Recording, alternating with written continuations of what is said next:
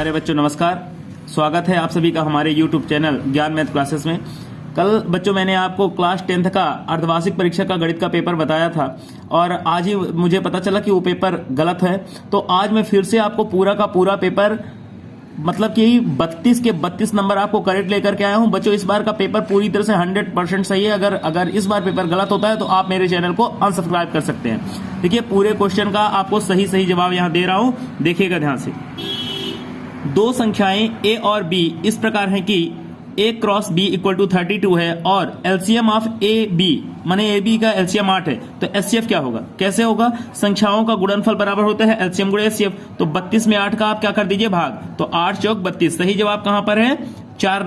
ये सही जवाब है, ए क्वेश्चन सही है आपका। यदि किसी द्विघात बहुपद ax² plus bx plus c के शून्यक अल्फा और बीटा हो तो अल्फा प्लस बीटा का मान क्या होगा? अल्फा प्लस बीटा मतलब होता है शून्यकों का योगफल, और शून्यकों का योगफल क्या होता है बच्चों? माइनस बी अपान ए। तो सही जवाब आपका हो गया माइनस बी अपान ए।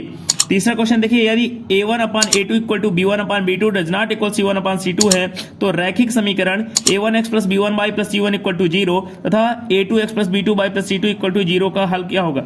देखिए शुरू के दो मान बराबर और तीसरा बराबर ना हो तो इस कंडीशन को कहते हैं कोई भी हल नहीं। तो सही जवाब बच्चों आपको मिल गया, कोई भी हल नहीं। फिर देखिए अगला नंबर, देखिए आपका क्वेश्चन अगला नंबर क्या बनेगा? श्रेणी 3, 6, 9 का कौन सा पद 27 है? ये आपको एक सीरीज दी हुई है। सीरीज क्या है? 3, 6, 9 कहां तक? 27। आपको पता करना है कि इसका कौन सा टर्म 27 होगा। तो देखिए बच्चों ए देखिए कितना है, ए आपका 3 हो गया। अब डी निकालिए। डी निकालने का तरीका क्या होता है? a2 माइनस 1, 6 में 3 को माइनस कर लीजिए, कितना आया? फिर आप देख लीजिए an आपका क्या है? an आपका दिया है 27। an मतलब होता है लास्ट टर्म, 27 दिया है। तो आपको चाहिए क्या? n निकालने का फार्मूला बच्चों क्या होता है? an इक्वल टू होता है a plus n minus 1 into D. an कितना आपको पता है? 27। a कितना पता है? 3। n नहीं पता। d कितना पता है? 3। तो देखिए यहां पर लिखे देते हैं, ये आपका 27। अब आप इस 3 से डिवाइड कर लीजिए। यहां ये आपका 3, पहले ऐसा ना करिए, पहले इस 3 को इधर लाइए। तो 3 आपका माइनस में हो जाएगा, बचेगा कितना? n minus 1 into 3। तो 27 में से आप 3 माइनस कर लीजिए, कितना आया? 24। अब 24 को 3 से डिवाइड कर लीजिए तो बचेगा n माइनस 1। 3 8 जा, तो अब क्या हो जाएगा? 8 और ये 1 इधर जाएगा प्लस 1। n इक्वल टू कितना बन जाएगा बच्चों? n इक्वल टू बन जाएगा 9। तो करेक्ट आंसर आपका देखिए 9वां पद, मतलब ऑप्शन सी आपका बिल्कुल करेक्ट है। अगले क्वेश्चन में आइए, देखिए क्या लिखा है? त्रिभुज एबीसी में AB बराबर 6√3 सेंटीमीटर, AC बराबर 12 सेंटीमीटर, BC बराबर 6 सेंटीमीटर हो तो कोण B का मान ज्ञात कीजिए।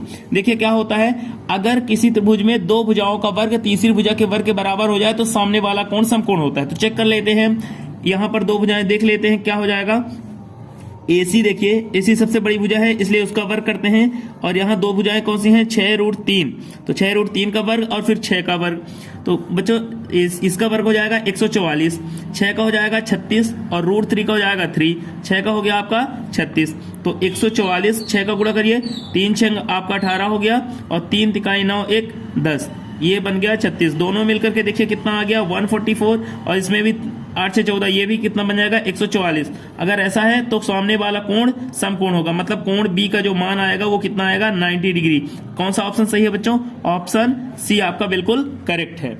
देखिए क्वेश्चन नंबर 6, दो बिंदुओं A x1 y1 और B x2 y2 के बीच की दूरी। तो ये 7 चैप्टर का क्वेश्चन है। देखिए क्या है, दो बिंदुओं के बीच की दूरी क्या होती है? जैसे बिंदुओं का नाम AB लिखा है तो आपने भी AB लिख लिया। दूरी का फार्मूला होता है √x2 माइनस x1 का whole square plus y2 minus y1 का होल स्क्वायर। तो इसका पहला ही ऑप्शन बिल्कुल करेक्ट है। इस तरह से आपका बिल्कुल 6 नंबर का ये क्वेश्चन रेडी हो गया। अब चलिए आगे बढ़ते हैं बच्चों। हम बात करेंगे आप क्वेश्चन नंबर 2 की रिक्त स्थान भरिए। यहां मैं आपको सीधे आंसर देना चालू कर देता हूं। प्रत्येक भाज्य संख्या को संख्याओं के गुणनफल के रूप में व्यक्त किया जा सकता है। तो इसका सही जवाब होगा अभाज्य। यहां पर अभाज्य भर लीजिए। दूसरे में लिखा है घात 2 के किसी बहुपद के अधिकतम शून्यक हो सकते हैं। तो जितनी घात होती है उतने ही ज्यादा शून्यक होते हैं। तो घात कितनी लिखी है? 2, तो शून्यक भी कितने हो जाएंगे? 2। द्विघात समीकरण के विविक्तीकरण का सूत्र। तो द्विघात समीकरण के विविक्तीकरण सूत्र होता है D बराबर B² माइनस 4AC। देखिए चौथा क्वेश्चन लिखा है, यदि किसी समांतर श्रेणी का nवां पद 3 + 2n हो तो श्रेणी का प्रथम पद ज्ञात कीजिए। चलिए बड़ा आसान है, देखिए nवां पद मतलब आपको an = दिया हुआ है 3 + 2n, तो आप 1 निकाल लीजिए। तो 3 + 2 × n की जगह 1 रख दीजिए, तो ये बन जाएगा 3 + 2 कितना आ गया 5। तो करेक्ट आंसर क्या होगा 5, यहां आप 5 भर सकते हैं। देखिए 5वां क्वेश्चन क्या लिखा हुआ है बच्चों, दो समान कोणिक त्रिभुजों की में उनकी संगत भुजाओं का अनुपात, तो क्या लिखेंगे यहाँ खाली स्थान में सदैव बराबर होता है, खाली स्थान में बराबर भरेंगे। त्रिभुज का क्षेत्रफल क्या होता है 1/2 आधार गुणे ऊंचाई, तो खाली स्थान में आप 1/2 भर देंगे। फिर वृत्त को दो बिंदुओं पर प्रतिच्छेद करने वाली रेखा को क्या कहा जाता है, छेदक रेखा या प्रतिच्छेदी रेखा, छेदक रेखा या प्रतिच्छेदी रेखा कहा जाता है। सही जोड़ी पर देखिए आपका 6 नंबर बिल्कुल रेडी हो जाएगा। यहाँ सही जोड़ी मैंने बिल्कुल करके दे दी है आपको। स्तंभ 1 है, स्तंभ 2 है, यहाँ पर यह क्वेश्चन लिखा है, इसका बिल्कुल करेक्ट सामने वाला आंसर है। जैसे 1 + cos² θ, तो ई ऑप्शन cosec² θ इसका बिल्कुल करेक्ट आंसर है।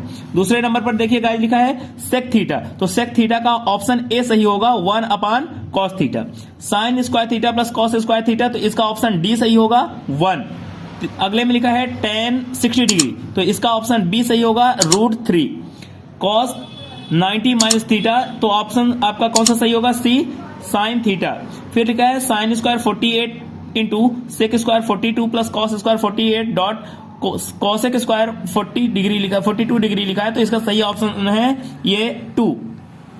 एक शब्द में वाक्य में उत्तर देना है आपको। दिए गए चित्र में बहुपद px के लिए y = px का ग्राफ नीचे दिया है। देखिए ग्राफ बना है, ग्राफ में देखिए ये जो लाइन है, ये जो ग्राफ है, ये लाइन x एक्सिस को नहीं काट रही।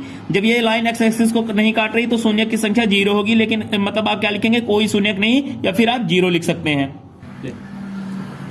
देखिए सेकंड में लिखा है रैखिक समीकरण y = mx + 3 में यदि x का मान दिया है -2 और y का मान 5 हो तो m का मान ज्ञात कीजिए।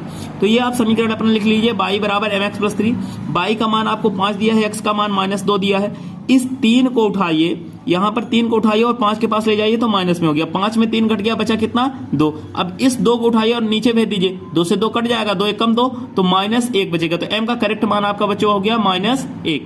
तीसरा क्वेश्चन है यदि किसी द्विघात समीकरण के विविक्त कर का मान धनात्मक हो तो उस समय समीकरण के मूलों की प्रकृति कैसी होगी। अगर मान धनात्मक होगा तो मूल वास्तविक होंगे, और मान धनात्मक भी है अगर 0 से बड़ा भी है तो मान असमान हो जाएंगे, ठीक है ना। मूल वास्तविक तथा असमान होंगे। क्या सभी वर्ग समरूप होते हैं, हाँ, इसका सही जवाब लिखेंगे हाँ। वृत्त की स्पर्श रेखा वृत्त को कितने बिंदुओं पर स्पर्श करती है, तो अगर स्पर्श रेखा है तो केवल एक बिंदु पर स्पर्श करेगी, सही जवाब होगा एक बिंदु।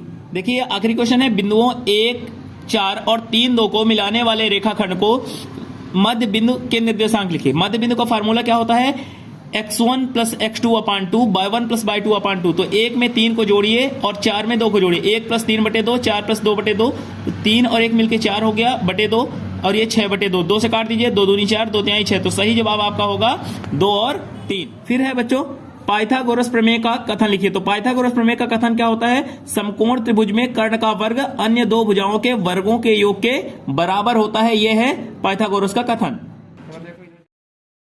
देखिए अब देखिए बच्चों क्या करना है आपको, सत्य और असत्य। इसमें मेरे पास टाइम नहीं है इसलिए मैं आपको सीधे जवाब बता दे रहा हूं, क्वेश्चन लिखने का टाइम नहीं है, लेकिन जो भी बता रहा हूं आपका 100% करेक्ट है।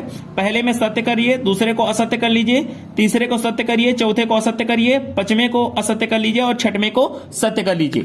ध्यान रखिए बच्चों, आज जो पेपर बता रहा हूं ये 100% करेक्ट आंसर है, यही आपके कल के पेपर में 10वीं क्लास में यही आएगा।